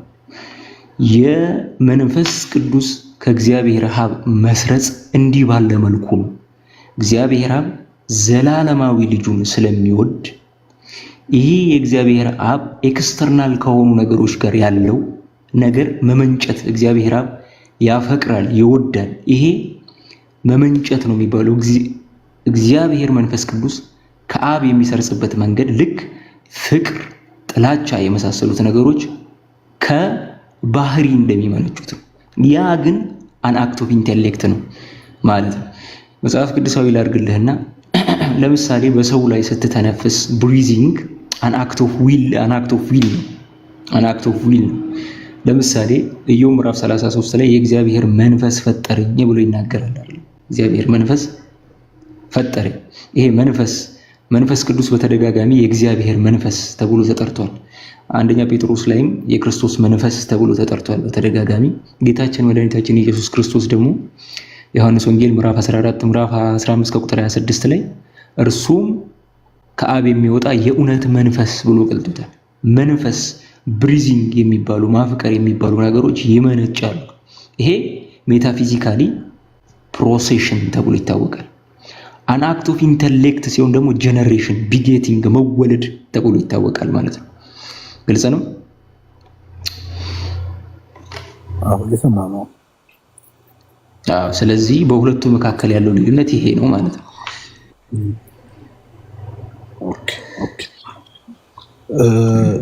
ትንሽ እንትን አለኝም ድጋሚ ወይ የሆነ ፓርት ላይ ሰማዋለሁ ሪከርዱ። እሺ ግልጽ ያልሆነልህ ነገር አለ? አን አክት ኦፍ ዊል እና አን አክት ኦፍ ኢንተሌክትን መለየት። አን አክት ኦፍ ዊል መርማሪነት፣ አዋቂነት የሚባሉ ነገሮች አን አክት ኦፍ ኢንተሌክት ይባላል። አእምሯዊ ሰው እንግዲህ አንድ ማስተዋል ያለብን ነገር አለ። ይህ የማይመረመር የእግዚአብሔር ባህሪ ነው። ይህ ከቋንቋ በላይ የሆነ የእግዚአብሔር ባህሪ ነው። ተፈጥሯዊ ቋንቋ፣ ተፈጥሯዊ አመክንዮ የእግዚአብሔርን ህላዌ ሙሉ ለሙሉ ካፕቸር ያደርጋል፣ ሙሉ ለሙሉ ይገልጻል ብሎ መጠበቅ ሃይማኖት አልባነትና ፓጋንነት ነው አይደለ? አልቲሜትሊ አመክንዮም ሆነ የሰው ቋንቋ የተፈጠረ ስለሆነ ገና ከጅምሩ የተፈጠረ ነገር ያልተፈጠረን ነገር ያብራራል ብሎ መጠበቅም ምንድነው ማለት ነው? ይሄ ከንቱነት ነው ማለት ነው። ነገር ግን እንደዛም ሆኖ ልዩነት አለው መወለድና መስረጽ። መወለድ የሚል ለምሳሌ ያክል ብርሃን the source of light አንድ የሶርስ ኦፍ ላይት ወይም ደግሞ ፕሪንሲፕል ተጠቀም። ፋኖስ ሊሆን ይችላል፣ ኩራዝ ሊሆን ይችላል፣ አምፖል ሊሆን ይችላል። ያንን የእግዚአብሔር ኢሰንስ አድርገው ሰዱ። ልክ ያ ሶርስ ኦፍ ላይት ወይም ደግሞ ያ የብርሃን ምንጭ ፕሪንሲፕል ዊዛውት ፕሪንሲፕል ምን ማለት ነው? መገኛ የሌለው ወይም ደግሞ የተገኘበት የለ እስመ አልቦ ውስተ አመክንዮ ለመገኘቱ አመክንዮ የለውም ብሎ እንደሚናገረው ቅዱስ አትናቴዎስ ማለት ነው በቅዳሴው ላይ። ምንድነው እሱ? የሆነ ሶርስ ኦፍ ላይት ብንወስድ የብርሃን ምንጭ ብንወስድ ልክ ያ ሶርስ ኦፍ ላይት ሲኖር ከላዩ ላይ ምን ይመነጫል? ብርሃን ጀነሬት ያደርጋል። ብርሃን ጀነሬት ያደርጋል። ጥያቄ ልጠይቅ። አሁን በብርሃኑና በብርሃኑ ምንጭ መካከል የጊዜ ልዩነት አለ? አይ የለም፣ እኩል ሰዓት ነው እኔ ሁለቱንም ማየው የጊዜ ልዩነት። ነገር ግን ብርሃኑ ነው ወይስ ምንጭ ያለው ወይስ ብርሃኑ ምንጭ ያለው አይደል? እስቲ እናውቃለን ማለት ነው። ምክንያቱም የፕሪንሲፕሉ መገኛ ብርሃኑ ነው አትለኝም አይደለ? ምክንያቱም አሁን እንግዲህ በጣም በሚያሳዝን ሁኔታ ስለ ተፈጥሯዊ ነገር ነው እያወራን ያለን። ስላሴ ዩኒክ ነገር ስለሆነ በተፈጥሮ መካከል አምሳያ የሌለው ነገር ስለሆነ በተፈጥሮ ነገር እሱን ማብራራት ገና ከጅምሩ ዲስአናሎገስ ስለሚሆን ማለት ነው። ነገር ግን ስቲል አሁን ባመጣሁት እንኳን ምሳሌ ውስጥ ብርሃኑና የብርሃኑ ምንጭ የጊዜ ልዩነት መቀዳደም የለም። ስቲል ግን የብርሃን ምንጭ አለ ማለት ነው። የብርሃኑ ምንጭ አለ፣ ፕሪንሲፕሉ አለ። እግዚአብሔር አብ አርኬ ነው። ሞናርኪ ኦፍ ዘ ፋዘር የሚባለው ትምህርት የምታውቀውና አርኬ ነው፣ መገኛ የሌለው ራሱ መገኛ የሌለው አስገኘ ነው። አብ ወልድና መንፈስ ቅዱስ ግን ባይ አን አክት ኦፍ ዊል እና ባይ አን አክት ኦፍ ኢንተሌክት ከሱ አንዱ በመወለድ አንዱ በመስረስ የተገኙ ናቸው የምንለው ለዛ ነው ማለት ነው። ልክ የብርሃኑ ፕሪንሲፕል እንዳልሆነ ሁሉ የብርሃኑ ፕሪንሲፕል አንድ አይደንቲካል አይደሉም፣ ዲስቲንክት ናቸው። ብርሃኑና የብርሃኑ ፕሪንሲፕል አንድ አይደሉም ማለት ነው፣ አንድ አይደሉም። ስለዚህ የወልድ ከአብ መገኘት ልክ ከብርሃኑ ምንጭ ብርሃን እንደመገኘት ነው። ነገር ግን አብ በዘላለማዊነት ወልድን ሲወደው ስለሚወደው እግዚአብሔር መንፈስ ቅዱስን ደግሞ በምን ገልጠናል? አን አክት ኦፍ ኢንስፓይሬሽን ልክ ከውስጣችን ለሰው ጥላቻ ሲኖርን ጥላቻ መነጨ፣ ፍቅር መነጨ እንደምንለው በአብና በወልድ መካከል ለምሳሌ አሁን ብዙ ጊዜ እግዚአብሔር ፍቅር ነው እንላለን። እግዚአብሔር አፍቃሪ ለመሆን ግዴታ ተፈጥሮ መኖር አለበት? ተፈጥሮ ከሌለ ማንን ያፈቅራል አይባልም። ምክንያቱም ሶስቱም አካላት አብ ወልድን ይወደዋል፣ ወልድም አብን ይወደዋል። አን አክት ኦፍ አስፓይሬሽን ነው የመንፈስ ቅዱስ ፕሮሴሽን የሚባለው ከዚህ የሚመነጭ ነው ማለት ነው። ስለዚህ ፍቅር ከባህሪ በሚመነጭበት መንገድ መንፈስ ቅዱስም ከአብ ይመነጫል፣ ይወጣል፣ ፕሮሲድ ያደርጋል፣ ይሰርጻል የምንለው ከዚህ አንፃር ነው ማለት ነው። እሺ አቡሼ በጣም አሪፍ፣ በጣም እግዚአብሔር ይስጥልን። አቤ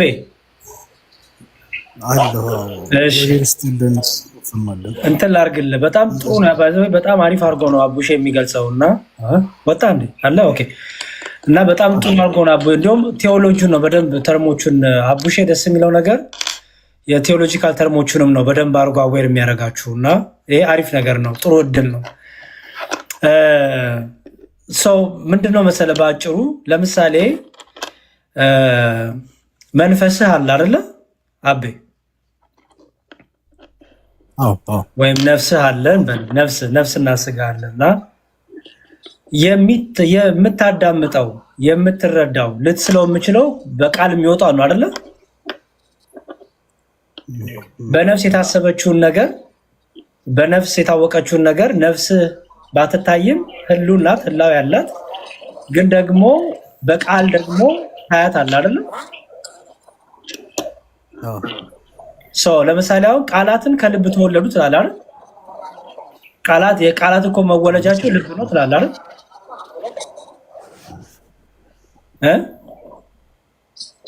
ልክ ነው መዝሙሬ። በጣም ጥሩ። ለምሳሌ ኢየሱስ ክርስቶስ እንዲህ አለ በዮሐንስ ወንጌል ላይ ምን አለ መሰለህ? በአይን የማታዩት ግን በልባችሁ የሚኖር አለ። በአይን የማታዩት ግን በልባችሁ የሚኖር አለ። ያን መንፈስ ቅዱስን ማለት ነው። ኦኬ። ኢየሱስ ክርስቶስ ደግሞ ብርሃን ነው፣ በአይን ይታያል አይደለ? ምክንያቱም በግብሩ ቃል መወለድ ስለሆነ። ኦኬ። በአይን ይታያል፣ ብርሃን ነው። በግብሩ ቃል መወለድ ስለሆነ እርሱ በአይን ታይቷል። ስለ መንፈስ ቅዱስ ሲነግራቸው ሰራጺ ስለሆነ ቅድም እንዳሉ አቡሼ የሚሰርጽ ስለሆነ ኦኬ የእስትንፋስ ህይወት መንፈስ እያለ ይገልጸዋል። እና ለምሳሌ ኦኬ ብርሃንን ታያለህ በአይን አይደለ አቤ? አየዋለሁ። እሺ ብርሃንን የምታየው ለምንድን ነው? የሚታይ ስለሆነ በባህሪው አይደል? ኦኬ ወልድ በግብሩ መወለድ ነው አይደለ? መወለድ ነው። መወለድ ስለሆነ የአብ ቃሉ ሆኖ ተወልዶ ሁለት ልደት ኖሮት ቅድመ ዓለም ከአብ ድህረ ዓለም ከድንግል ማርያም ተወልዶ አየ ነው አይደል? ልክ ነው። ስለዚህ ቅድመ ዓለምም የወልድ ግብሩ መስረጽ ሳይሆን ምንድነው ማለት ነው? መወለድ ነው። መወለድ ነው ማለት ነው። በመልክ መንፈስ ቅዱስ በአይን አይታይም ግን በውስጣችሁ አለው እንደተባለ አይደለም አይደል? የወልድ ግብሩ ለመንፈስ ቅዱስ መገኘት ነው መወለድ። ወልድ ከአብ ተወለደ ስንል አብን መስሎ አብን አክሎ የባህሪው መንጸባረቅ የክብሩ መንጸባረቅ ባህሪው እኩል ሆኖ ከአብ ዘንድ እኩል ሆኖ ተወለደ እንላለን ማለት ነው። የአብ ቃሉ ምን ነው? ለዛ ነው ኦኬ። የአብ ቃሉ ይሄ ግብሩ ግን ቅድመ ዓለምም የነበረ ነው አይደል? ቅድመ ዓለም ነው ግብሩ። ይኸውልህ የመንፈስ ቅዱስም ግብሩም የአብ ግብሩም የወልድም ግብሩም ቅድመ ዓለም ነው። ስለ በአካል መገለጽ ነው የሚመስለኝ ቅድም። ኖ እኔ ዝም ብዬ ቃልን ነው እየነገርኩ ያለሁት። ኋላ ግን የወልድ ግብሩ መወለድ ስለሆነ በተወላዲነቱ ግብሩ በአካል ተገለጠ ተወለደ ማለት ነው። ምክንያቱም በግብሩ ወልድ ተወላዲ አይደለማ አይደል? ተወላዲነት የወልድ ብቻ ነው አይደል? የወልድ ብቻ ስለሆነ ተወልዶ ሊገለጥ የሚችለው ማን ነው? በሰው ስጋ ተገልጦ ሊታይ የሚችለው ማን ነው? ወልድ ማለት በመወለድ ማለት ነው። ማን ነው? ወልድ። ምክንያቱም በግብሩ ምን ስለሆነ ተወላዲ ስለሆነ የግብር ሶስትነት የአብ ወላዲነት አስራጺነት የወልድ ተወላዲነት የመንፈስ ቅዱስ ሰራጺነት ቅድመ ዓለም ነው፣ አይዛባም። ስለዚህ ክርስቶስ ምን አለ ስለ መንፈስ ቅዱስ ሲናገር በአይን አታዩትም ግን ደግሞ በውስጣችሁ አለ አለ። አየው በአይን አታዩትም ግን በውስጣችሁ አለ። ስለራሱ ሲናገር እኔን ያየ አብን ያየ አለ አይደል? ስለ መንፈስ ቅዱስ ሲናገር ግን ምን አለ? በአይን አታዩትም ማለት ግን ደግሞ በውስጣችሁ አለ አለ። አየው ለምሳሌ ብርሃን አለ፣ ብርሃኑን ታያለህ፣ ሙቀቱን ግን ታያለህ በአይን?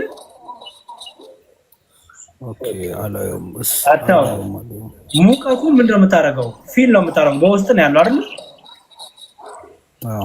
አሁን ክበቡ በአብ ይመሰላል፣ ብርሃኑ በወልድ ይመሰላል። ሙቀቱ ግን በማን ይመሰላል? በመንፈስ ቅዱስ። አየው ስለዚህ መንፈስ ቅዱስ ሰራጺ ስለሆነ የሚሰርጽ ስለሆነ በአማኞች ልብ ውስጥ ሆኖ ደግሞ ምን ያደርጋል? ንስሐ እንድትገባ እንድትጸጸት እንድትበረታ ፍሬ እንድታፈራ ምን ያደርጋል? ያግዝሃል። አየው ወልድ ደግሞ በስጋ ተገልጦ ደግሞ ምን ሆነ? ቤዛ ሆነ። ሰው ሆኖ ቤዛ ሆነ አይደል? ስለዚህ መወለድ የማን ግብር ብቻ ነው ማለት ነው? የወልድ ማለት ነው። የወልድና የመንፈስ ቅዱስ ምንጫቸው አብ ነው ብንል ግብራቸውን ግን አያዛባው። መገኛቸው አብ ነው ብንል ግብራቸውን ግን አያዛባው። አየህ ግብሩ ሁሌም እንዳለ ነው፣ አይዛባም። የወልድ ግብሩ ከአብ ቢገኝም የወልድ ግብሩ ምንድነው? ተወላዲ አይደል?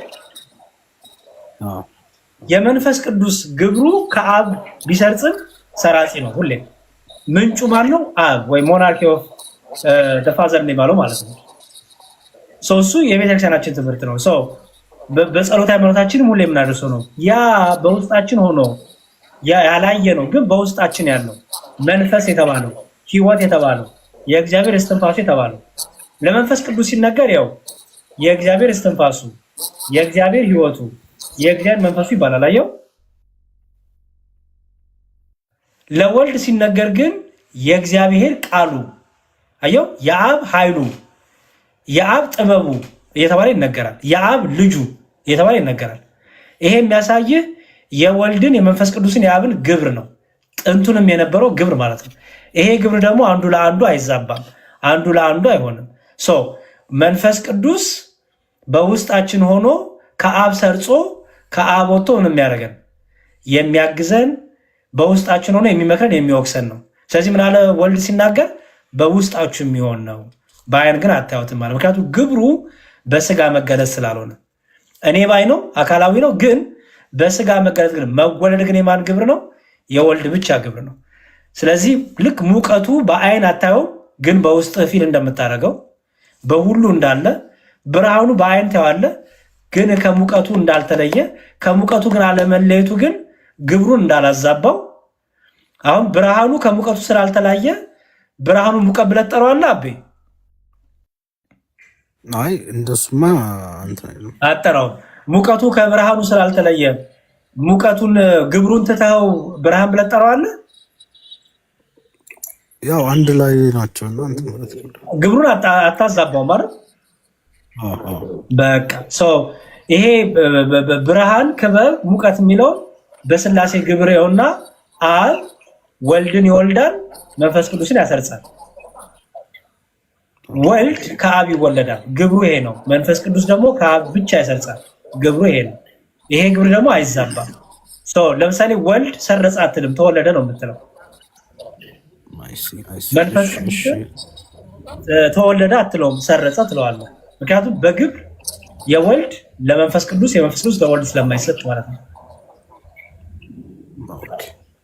እሺ ያሬዶ መጨረሻ እንትን ለማድረግ ጀስት ክሊር አውት እንዲያደርግልኝ ቅድም ኦርቶ ክርስቶስ እንዳለው አንድ ሶርስ ኦፍ ላይት ሲኖር ያቺ ፋኖስ በፋኖስ ብንይዘው ያቺ ብርሃን ላይቷ ከሶርሱ እንደ መወለድን ይገልጽልናል ነበር። ያው ምሳሌ ከተመሳሌ ያንሳል በሚል እኩል ናት። ይኸውልህ በቃ አሁን ለምሳሌ በፀሐይ ስንመስለው ክበቡ አለ፣ ብርሃኑ አለ፣ ሙቀቱ አለ አይደል? አሁን ክበቡ አለ። ክበቡ ሙቀቱንም ብርሃኑንም የያዘ ነው አይደል? ከክበቡ አልወጣም አይደል? ኦኬ ክበቡ እንደምንድነው ማለት ነው? እንደ ምንጭ ነው አይደል? ሶርስ ነው። ክበቡ ግን ምንም ምንጭ ቢሆን ምንም ሶርስ ቢሆን ከብርሃኑና ከሙቀቱ ይለያል? አይለይም። ከብርሃኑና ከሙቀቱ ይቀርባል? ያው ነው እኩል ነው። በጣም ጥሩ። ክበቡን ክበብ አልከው፣ ብርሃኑን ብርሃን አልከው፣ ሙቀቱ ሙቀት አልከው። አሁን ክበቡን በአብ መስለን ምንጭ አልነው፣ አብን መገኛ አልነው። ወልድን በብርሃኑ መሰል ነው፣ መንፈስ ቅዱስን በሙቀቱ መሰል ነው አይደል? አሁን ብርሃኑን የብርሃኑ ግብር ምንድን ነው? መታየት መገለጥ ነው አይደል? ምክንያቱም እያየነው ነው። ልክ ነው። ልክ ነው። ወደ ምድር የመጣው ማን ነው? ወልድ አይደለ? ወልድ። ስለዚህ መወለድ የማን ግብር ብቻ ነው? የወልድ ግብር ማለት ነው። ከክበቡ ብርሃኑ መውጣቱ መገኘቱ ተራጺ ያሰኘዋል? አያሰኘውም አይደል? ይልቁንም እንደሚያሰኘው ተወላዲ ያሰኘው። ተገልጧላ፣ በስጋ ማርያም ተገልጦ ተወልዶ ተገልጦ። ኦኬ ከብርሃኑ ደግሞ ከክበቡ ደግሞ ሙቀቱ መውጣቱ። ኦኬ ሙቀቱ ወጣ ተገኘ ስላልከው ተወላዲ ትለዋለህ? ሰራጺ ነው። ምክንያቱም በውስጣችን ሆኖ መንፈሰ እግዚአብሔር ስለሆነ እስትንፋሰ እግዚአብሔር ስለሆነ የአብና የወልድ ህይወታቸው ስለሆነ ሰራጺ ትለዋለህ ማለት ነው። ገብቶኛል። ቃልያት ያሰማል። እግዚአብሔር ይስጥልኝ። ያሬዶም ክርስቶስም በጣም አመሰግናለሁ። አሜን አሜን። እሺ እግዚአብሔር ይስጥልኝ። እሺ በዛ መልኩ ነው አይደል አቡሼ ልታስረዳ የነበረው? ሜቢ አለዛ ብቻ እንዳው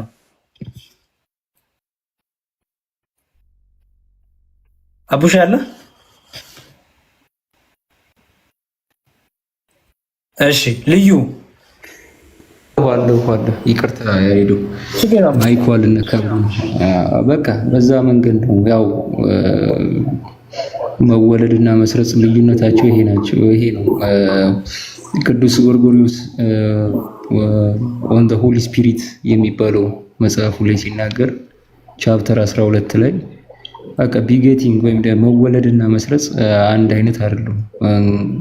አንድ አይነት ነው ካልንማ there must be two sons and they are brothers ሁለት ልጆች እና ወንድማማቾች ናቸው ልንል ነው ይላል ማለት ነው። ቢጌቲንግ የሚባለው ከባህሪ መገኘትና ፕሮሴሽን መስረጽ ልዩነት አለው፣ ቋሚ ልዩነት አለው። ጸሎተ ሃይማኖትም ላይ ላይት ፍሮም ላይት ከብርሃን የተገኘ ብርሃን ከእውነተኛ አምላክ የተገኘ እውነተኛ አምላክ ብሎ ይናገርና ታች ላይ ስለ መንፈስ ቅዱስ በመንፈስ ቅዱስ እናምናለን እርሱም ጌታ ሕይወትን የሚሰጥ ከአብ የሰረጸ who proceeds from God the Father ብሎ ይናገራል ማለት። ስለዚህ ሁለቱ መካከል ትልቅ ልዩነት አለ።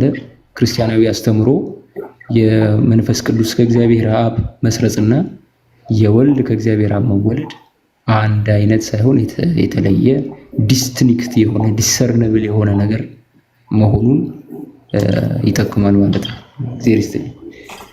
እሺ ቅርታ እንትን ከመውጣቴ በፊት ቴሌግራም ላይ ማቴሪያል ማግኘት እችላለሁ በዚህ ዙሪያ አንተ ቻት?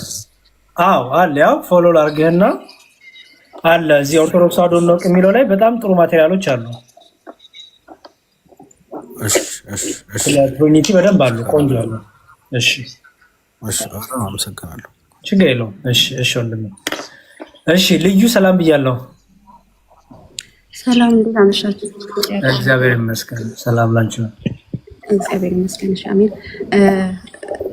ስለደከማችሁ ብዙ ጊዜ ያልወስድም ቶሎ ጥያቄ ላቀርብ።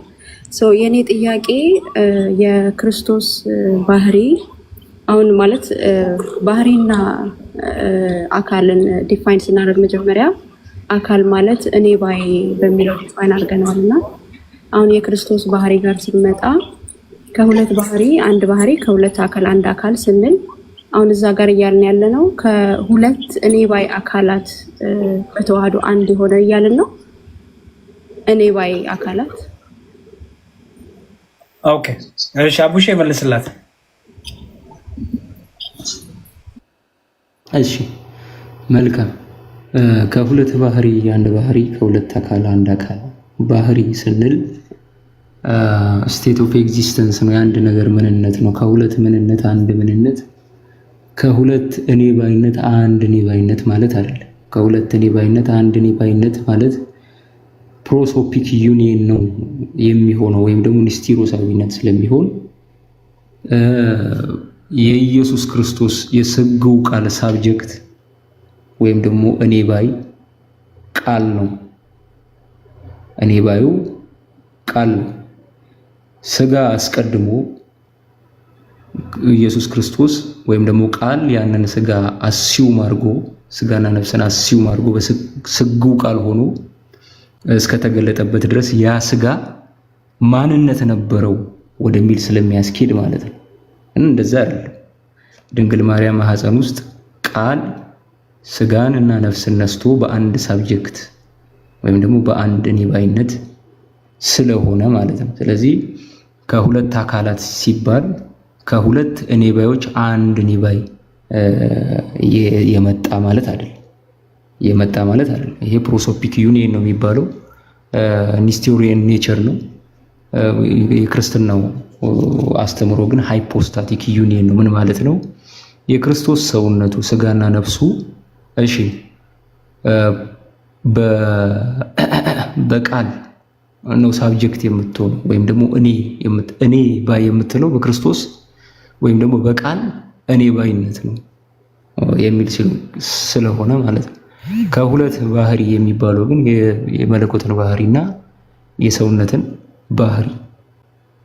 የሰውነትንና የመለኮትን ባህሪ አዋህዶ የያዘ ወይም ደግሞ የለበሰ ልክ ቅዱስ ዮሐንስ ቃል ስጋ ሆነ ጸጋንና እውነትንም ተሞልቶ በእኛ አደረ እንደሚል ገላትያ ምዕራፍ 4 ቁጥር 4 ላይ የዘመኑ ፍጻሜ በደረሰ ጊዜ ከሕግም በታች የሆነውን ከሴትም የተወለደው ልጁን ላከ ብሎ እንደሚናገር ማለት ነው። ከሁለት አካል ሲባል ሁለት ፕሮሶፖን ማለት አይደለም። የኢየሱስ ክርስቶስ እኔ ባዩ የሰገው ቃል እኔ ባዩ አልቲሜትሊ ማን ነው ማለት ነው? ቃል ነው ማለት ነው። አስቀድሞ እንደዚህ ይባላል አይደለ? አምላክ ከመሆን ሰውነትን ያገኘ እንጂ ሰው ከመሆን አምላክነትን ያገኘ አይደለም ተብሎ ቤተክርስቲያን ይነገራል። ሰው የሆነ አምላክነትን ያገኘ ማለት ሰው የነበረ የሰው ነኝነት የነበረው አምላክነትን ያገኘ ማለት ነው የሚሆነው ማለት ነው። የተዋህዶ ትክክለኛው የሲሪሊያን ፎርሙላ ግን ሃይፖስታቲክ ዩኒየኑ ባህሪያዊ ተዋህዶ ብቻ የሚያመለክት ነው ማለት ነው። እሺ ልዩ ማለት እንትን ነው። እኔም ሃይፖስታቲክ ዩኒየን እና ፕሮሶፒክ ዩኒየንን በአማርኛ ሲቀየር ትንሽ ትርጉሙ አልያ ስላለኝ ነው። ማለት አሁን በአማርኛውም ደግሞ እንትን ሲለው ማለት የቅዱስ ቄርሎስ እንትን ላይ ሳየው ሃይፖስታቲክ ዩኒየንን የሚገልጽበት መንገድ በአማርኛ እንዴት ነው ከሁለት አካል አንድ አካል የሚለውን የቱ ላይ ነው የምናገኘው የሚለው ትንሽ ያልተያዘልኝ የነበረው። ወይም እንደተባለው ደግሞ እሺ እኔ ባይ አካል ካልሆነ አንደኛው አካል ቃል ነው። ስለዚህ ሁለት አካል የተባለው አንዱ ቃል ነው፣ አንዱ አካል የተባለው ስለዚህ ስጋን ብቻ ነው ማለት ነው ሪፈር የሚያደርገው ወይስ እንዴት ነው? በደንብ ግልጽ እንዲሆን ነው። እሺ ቀጥል አቡሼ።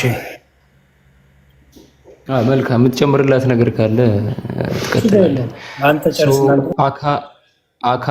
አካል የሚለው የአማርኛው ቃል ብዙዎቹ እንደሚናገሩት ብዙ ነገር ሪፈር የሚያደርግና ሞሮፍ ይሄ ሃይፖስተሲስ የሚለውን የግሪኩን ቃል ቀጥታ የሚተካ አይደለም። ሃይፖስታቲክ በእርግጠኝነት ግን አሁን ሃይፖስታሲስ እና ፕሮሶፖን የሚባሉ ቃላቶች በፊት ሃይፖስታሲስ የሚባለው ፐርሰንን እኔ ባይነትን የሚተካ ሆኖ ነበረ ይጠቀሙት የነበሩት።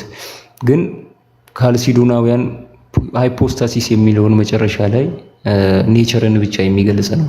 ይልቅ እኔ ባይነትን ሊገልጽልን የሚችለው ፕሮሶፖን ነው የሚለውን ተርም ካመጡ በኋላ ትንሽ እንትን አለ። ሃይፖስታቲክ ዩኒየን ሲባል ሲሪሊያኖቹ የሚረዱት ኦኬ ስጋው እኔነት አለው ከቃል እኔነት ጋር የተዋሃደ ሌላ እኔነት መጥቷል ወይ ብሎ ይረዱት ነበር። አንደኛው ኮንትሮቨርሲው ይሄ ነበረው። ስለዚህ አካል ሲባል የክርስቶስ የሰውነት ባህሪው ከቃል የተለየ ከቃል ሳብጀክት የተለየ ሌላ እኔነት የነበረው በተዋህዶ ከሌላ እኔነት ጋር ተደምሮ ሌላ እኔነት የፈጠረ ለማለት ሳይሆን ያ ስጋ በቃል እኔነት ውስጥ ምን ያደርጋል? እኔ ይላል። በቃል እኔነት ውስጥ ስጋው ክርስቶስ ስጋ በቃል ሳብጀክት ውስጥ እኔ ይላል ለማለት ነው እንጂ ፕሮሶፒክ ዩኒየን የአካላዊ ተዋህዶ አለ የሚለውን ለማመልከት አይደለም።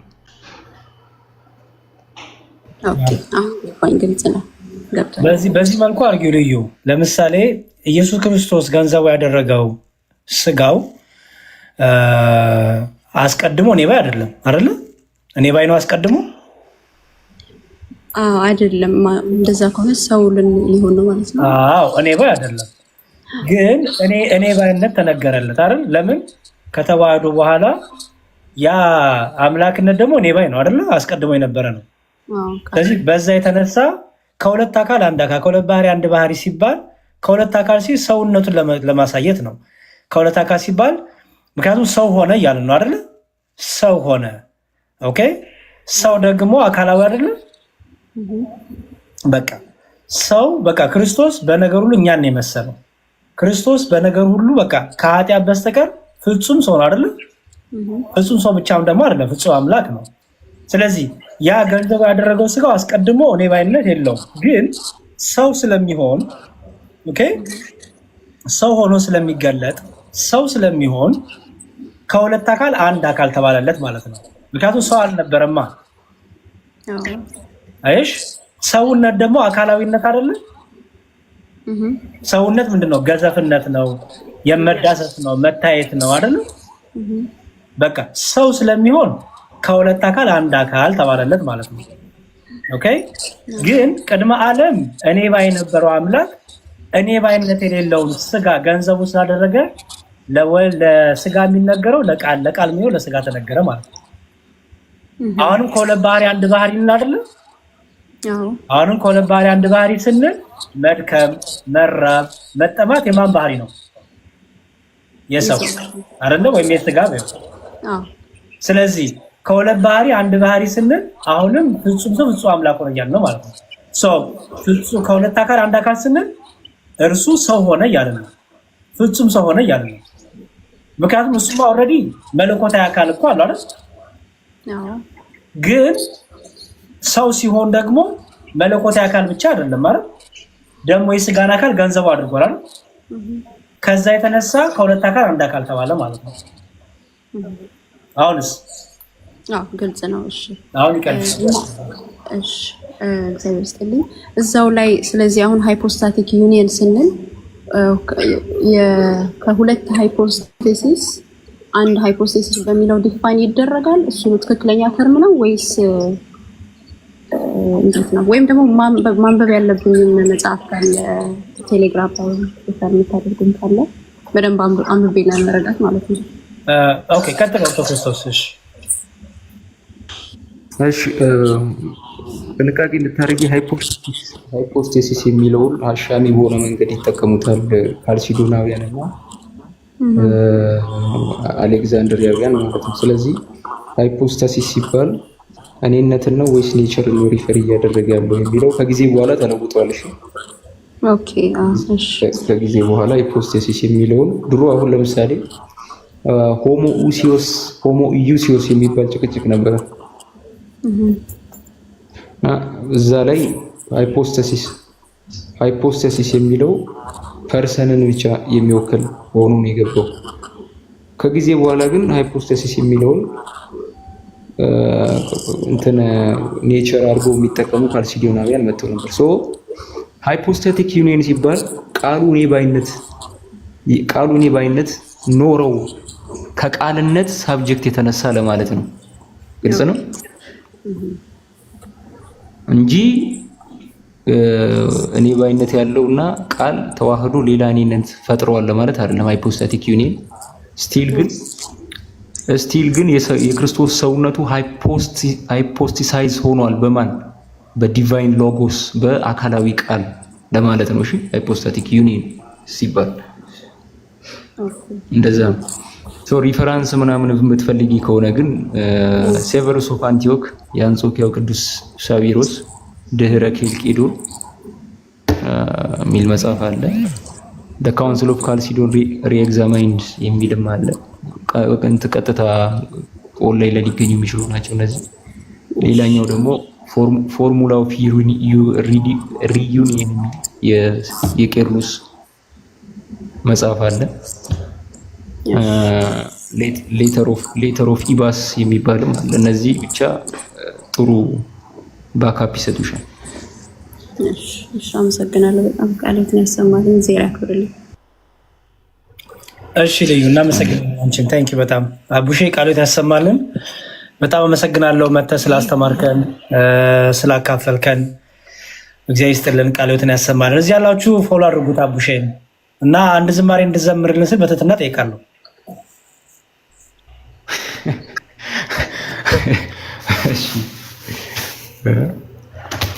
እሺ እኔም በጣም አመሰግናለሁ ያሬዶ። መልካም እሺ አንድ ዝማሬ እንደዚህ ጊዜ አግኝተን እኮ አውርተን አናውቅም ነው እናንተ አይገርምህም አቡሼ የሚገርም እኮ ነው በጣም ዝም ብለን እየተላለፍን አዎ የሆነ ጊዜ ትዝ ይለኛል ቲክቶክ የጀመርኩ አካባቢ ጊዜ ግን በደንብ ነበር እስልምናው ቤት ምናምን ለሁለት እንገባ ነበር ከዛ በኋላ የተጠፋፋ ነው አዎ ይሄን ህብረትማ እናጠንክ ምን ይመስላል ደስ ይለኛል ያሬድ አይስማማህም አረ በጣም እሺ ዘምረንና ብሼ እሺ አንዴም የቤታችን መዝሙር ዘምረን እንለያያለን ወገኖቼ ድምጼ ትንሽ ሳይነስ ይዞኝ ታፍኗል ያው ዝቅ አድርጌ ነው መዘምረው